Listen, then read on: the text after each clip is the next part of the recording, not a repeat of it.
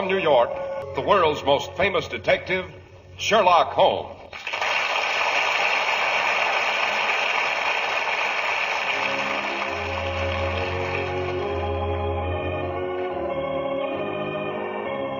Our stories are based upon the character of Sherlock Holmes, created by Sir Arthur Conan Doyle. Sherlock Holmes is portrayed by John Stanley, Dr. Watson by Alfred Shirley, and the dramatizations are by Edith Meiser. Well, here we are again in front of Dr. Watson's cheerful fireplace, ready for another story about the fabulous Mr. Sherlock Holmes. What's it to be tonight, Dr. Watson? Personally, I always refer to tonight's adventure as the Cornish Horror, or the case of the cradle that rocked itself. The cradle that rocked itself? Why, that sounds fairly fantastic, Dr. Watson. Not only fantastic, Mr. Harris, sinister. And now to return to Cornwall. What were you and Sherlock Holmes doing down there, Dr. Watson? Recuperating. Holmes had spent a particularly active autumn solving 3 dangerous and exhausting cases in rapid succession, and a vacation was indicated. I had visions of basking in the south of France or sunny Italy, but not Holmes. He elected to return to the small cottage near Poldhu Bay, which we had occupied once before. During the adventure of the Devil's Foot, if I'm not mistaken, Doctor. Right.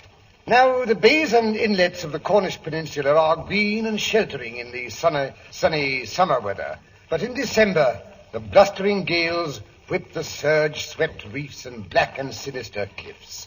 Well, one particularly violent morning, Holmes and I were ensconced on either side of the fireplace. Holmes was engrossed in a consignment of books on philology, which had just arrived from London.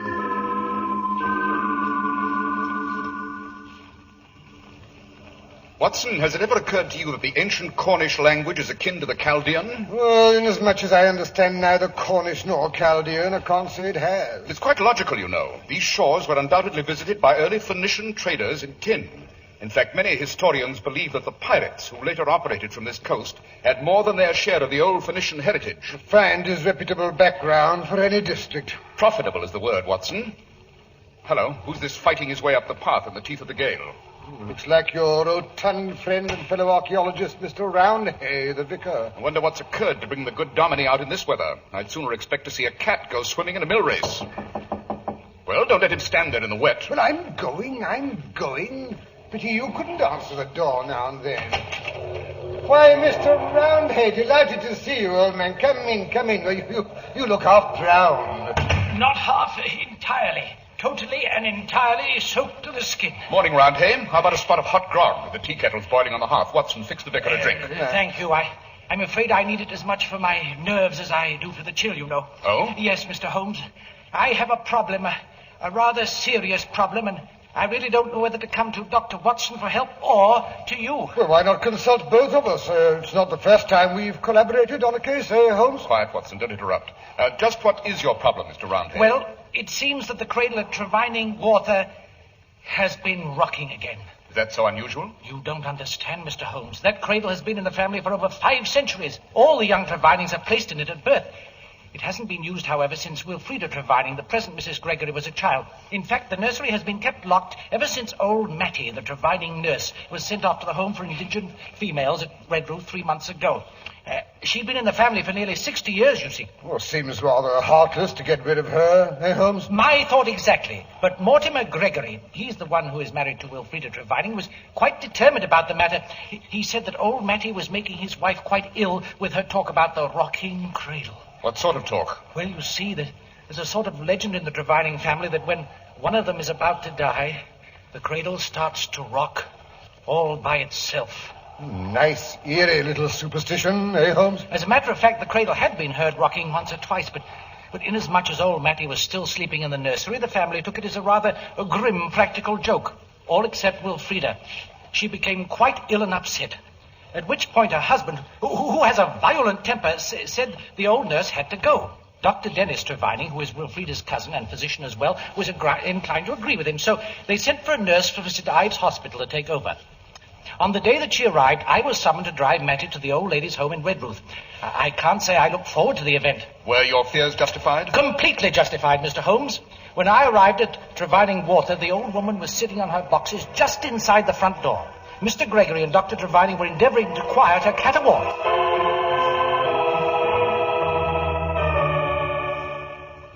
Calls herself a nurse, does she?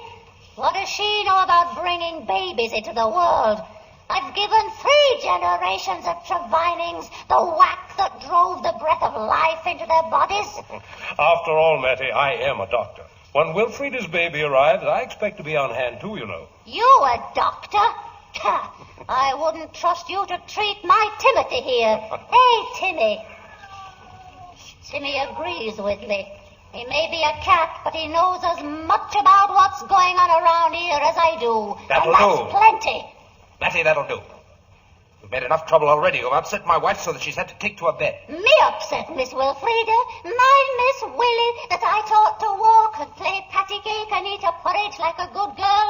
It's not me that's made her sick. And what's more, if any harm comes to her, I'll put a curse on this house. Though there's 10 miles of moorland between here and Red Roof, I'll come back and rock that cradle somehow. And you know what that means.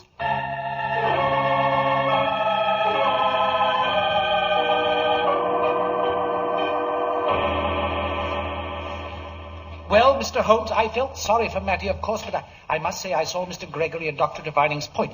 A screaming old crone like that isn't the most soothing influence around a house in which there is an expectant mother. Quite. Tell me, Vicar, is this Mrs. Gregory, the former Wilfrida Trevining, easily upset by these family superstitions about rocking cradles and the like? I really couldn't say, Mr. Holmes. Wilfrida was always a delicate girl. She was an only child, you see, and the one heir to that branch of the family. Significant, eh, Holmes? I suppose she inherited quite a tidy estate. She did indeed, Dr. Watson. Her father would have disinherited her if he could when she ran off with that Gregory chap. But the estate is entailed, and I must say the marriage turned out better than most of us expected. Then you don't think Mortimer Gregory married her for her money? Not necessarily, Mr. Holmes. Gregory was an artist who came to these parts one summer to do a bit of sketching. And naturally, the Trevinings thought he was one of those ne'er-do-well bohemians, but it seems he's rather famous and sells his pictures for quite handsome prices. I see. I take it the girl and her father reconciled. Yes, Mr. Holmes. When he heard that she was to have a child, he sent for her. Although the child will bear the name Gregory, he will inherit the Trevining estate. The Trevinings are always born at Trevining Water, needless to say. Any other arrangement would be unthinkable. Quite. Wilfrida Gregory and her new husband came back as soon as possible after receiving her father's letter asking for reconciliation. 1 week after the return, old Mr. Trevining was dead, and Wilfrida had inherited the estates. I take it her father's death was sudden and unexpected. Oh, quite unexpected, Mr. Holmes. He'd been as fit as a fiddle up to Wednesday night. Thursday, shortly after his mid-afternoon whiskey and soda, he complained that his mouth and throat felt sore. Half an hour later, vomiting set in, followed by violent cramps and general collapse. Did no one send for a doctor? Mr. Trevining's nephew, Dr. Dennis Trevining, was in the house at the time. There was, of course, an autopsy and an inquest. Good heavens, no, Mr. Holmes. Whatever for? Mr. Trevining had been subject for some years to violent gastro-digestive upsets. It was all perfectly unavoidable and natural. An autopsy is always indicated in any case of sudden death, Mr. Roundhay. But what good would it do? It might just possibly prevent another fatality. Just when did Mrs. Gregory's health begin to fail? Her father's death was a shock to her. She took to her bed for about a week after the funeral. It was quite understandable, eh, Holmes? Don't interrupt, Watson. After that, she was up and about for a month or two, but her color was bad, and she seemed to be decidedly nervous. Like a good many women in the early stages of her condition, she experienced a certain amount of nausea. Has that nausea persisted? It has, Mr. Holmes, and when old Mattie began to rant on about the rocking cradle, Mrs. Gregory became thoroughly alarmed and had to be put to bed. Did her condition improve, Mr. Roundhay, after they got rid of the old woman? For a time, she seemed greatly improved. She was up and about for nearly a month, then week before last, she suffered a rather frightening relapse and has been in bed ever since. I see. How soon is her baby due to be born? Oh, in about a fortnight, I believe. Has Dr. Trevining called in any outside medical opinion? No, Mr. Holmes, but that's not too incredible when you realize how removed we are from civilization. Possibly if they knew that Dr. Watson was here in the vicinity. The new nurse made that suggestion to Dr. Trevining, but both he and Mr. Gregory were decidedly hostile to the idea. The nurse is, I may say, rather badly frightened. Today was her day off, and she dropped in at the vicarage shortly after breakfast. She admitted she had never been so terrified in her entire life, living there in the old Trevining house, part keep, part castle, but she said she wasn't the only one. Oh? Poor Mrs. Gregory lies there, stiff with terror, with her eyes fixed on the ceiling, waiting for it to begin. The sound of the cradle rocking.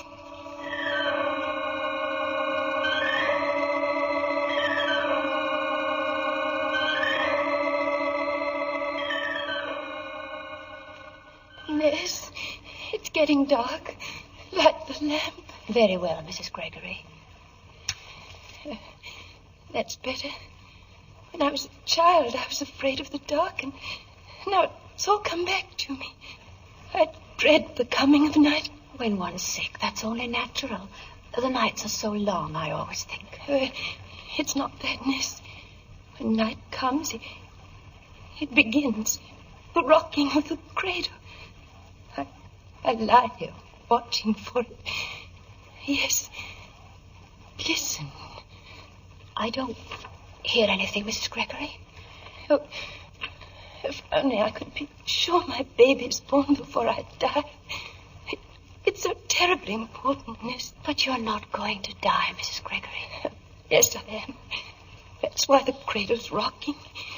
And listen. There it goes. Rock.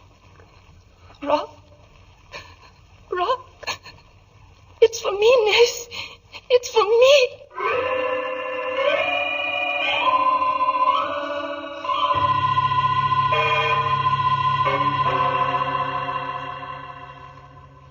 Sounds like delirium, eh, Holmes? A cradle that is heard only by a desperately sick woman. But you don't understand, Dr. Watson. Mrs. Gregory isn't the only one who hears the cradle rocket. The nurse can hear it, too. The nursery at Trevining Water is directly over the master bedroom, and that rocking cradle can be heard several times a night. But only intermittently. That's right, Mr. Holmes. And never in the daytime. No, always after dark. Miss Henderson, the nurse, says it's having a dreadful effect on Mrs. Gregory. She's in a state of great exhaustion. In the last few days, the nurse has also noticed a local pustular eruption. That could be induced by the nervous strain, I suppose. Not necessarily. Yes, I think Dr. Watson and I had better pay a visit to Trevining Water shortly after dark today. I trust we can persuade her family to allow Dr. Watson to have a look at Mrs. Gregory, and I think I can suggest what he's to look for.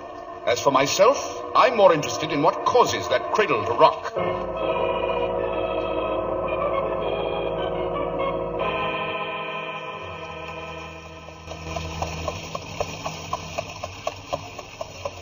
Did you have to drag us out in this beastly weather, Holmes?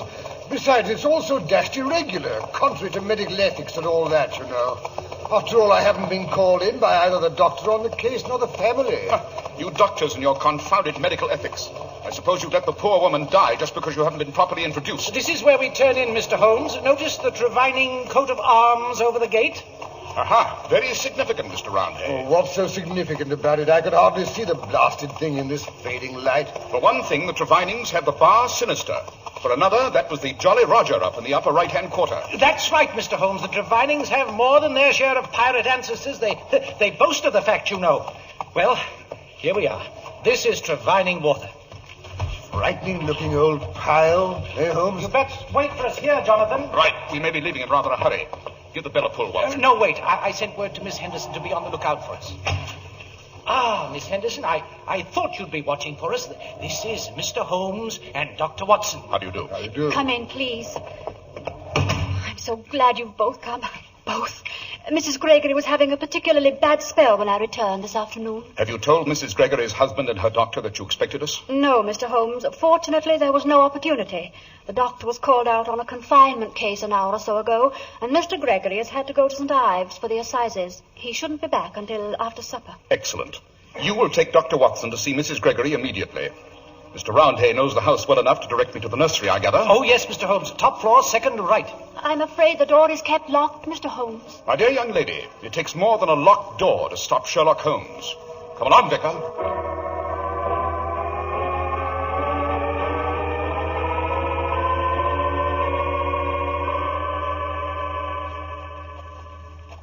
Here we are.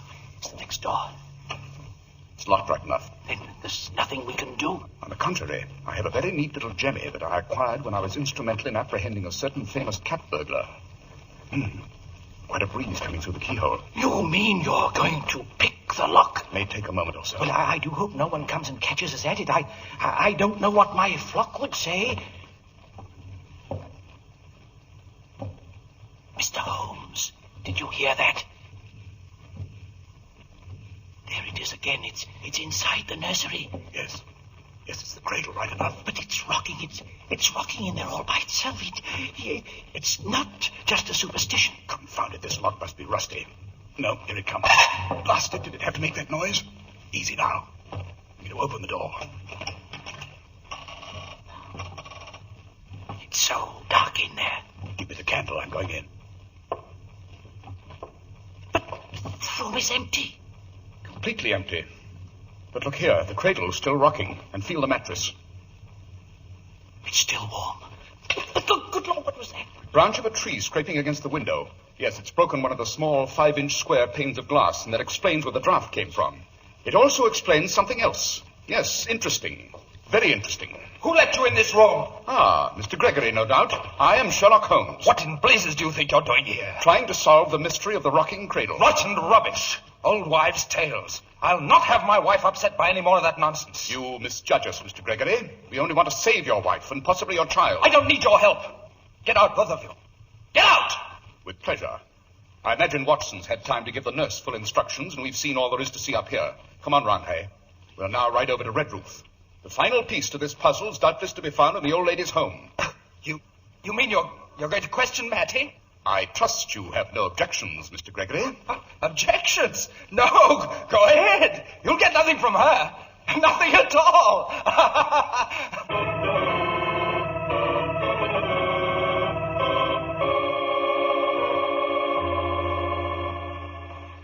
So kind of you to see us, matron, particularly this late in the evening. It is well after our visiting hours, Mr. Roundhead. But when they told me it was the vicar of Tredanick Wallace, Mr. Sherlock Holmes, I'll admit my curiosity got the best of me.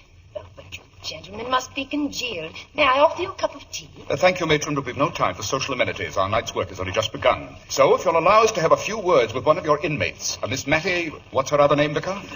Bless my soul, I don't know. But she was nurse in the Trevine household for many years. She came here to the home 3 months ago. Oh, you mean Mattie Fennelly, Vicar? Of course, of course. I'm afraid you can't see Mattie, gentlemen. Why not? Is anything wrong with her? Is she ill? No, Mr. Holmes. Mattie Fennelly died 6 weeks ago. Died?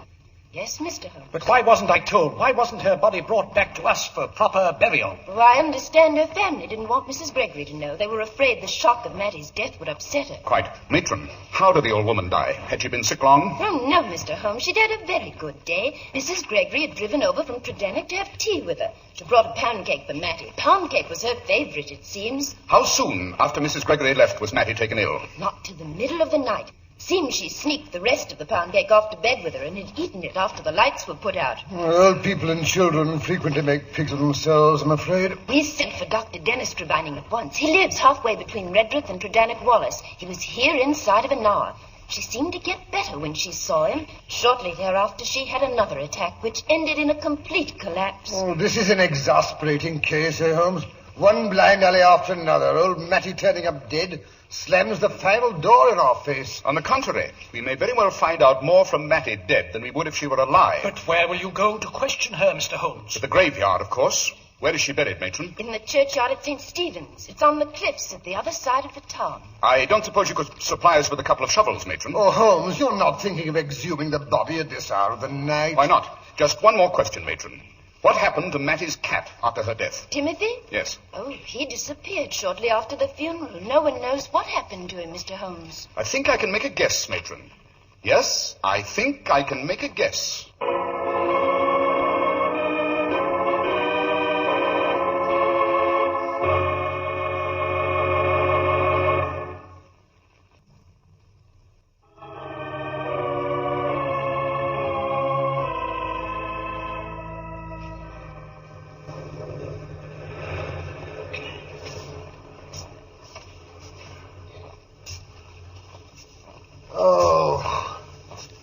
You take the shovel, Holmes. It's your turn. I'm exhausted. That's what comes of letting yourself get out of condition. Yes, I like that.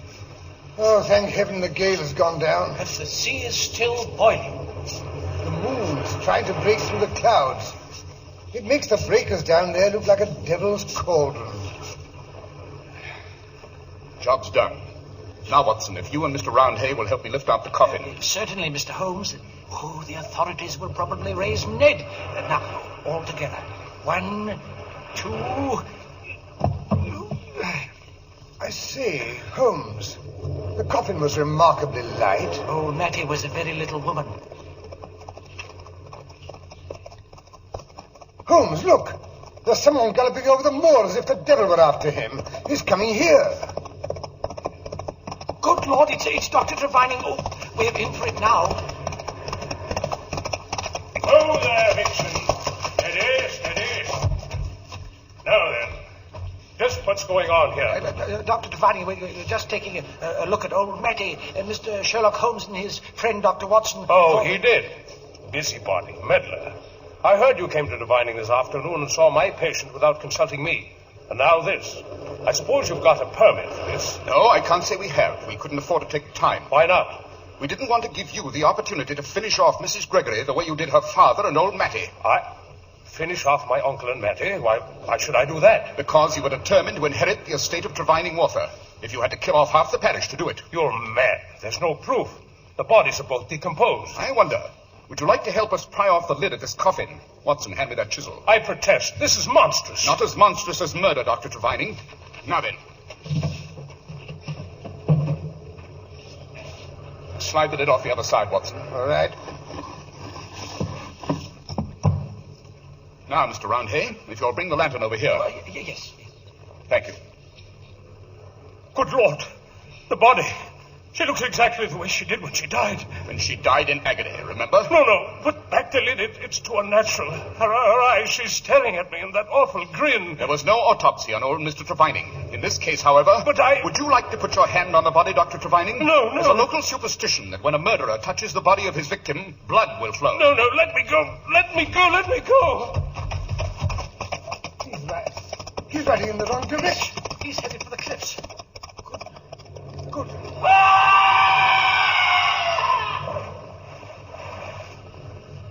Good Lord. He rode the horse straight over the edge. They'll be smashed to death on the reefs. The Devil's Cauldron, as Watson called it, has claimed its own. Yes, the rocks on which his pirate ancestors wrecked so many helpless ships. I'm not surprised the sight of old Mattie's body unnerved him. Who would suspect that after 6 weeks there would be almost no signs of decomposition? I not only suspected it, Mr. Roundhay, I knew. How so? Dr. Dennis Trevining chose one of the few poisons that also tends to act as a preservative. I allude, of course, to tartar emetic, commonly called antimony.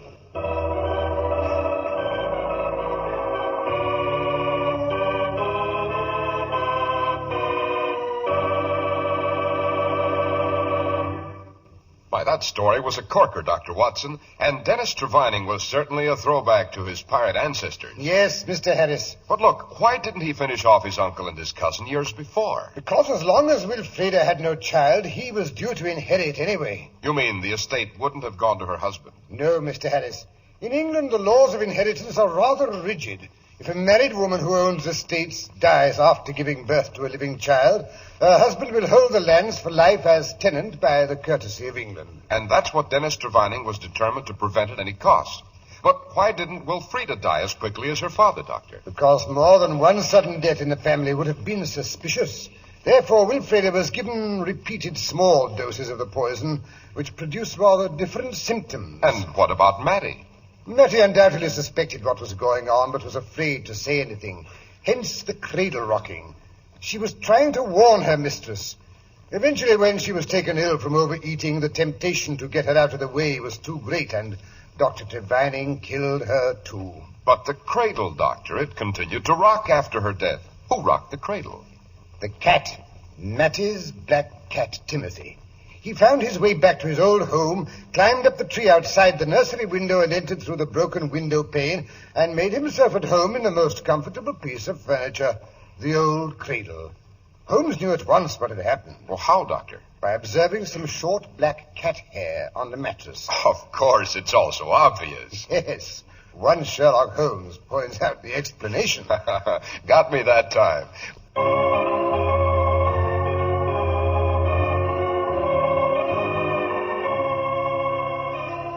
The world's most famous detective, Sherlock Holmes. Sherlock Holmes is produced and directed by Basil Lochran, with special music by Albert Berman.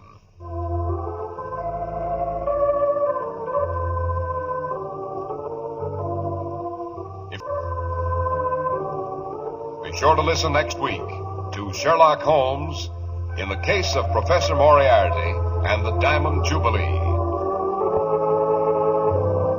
If you...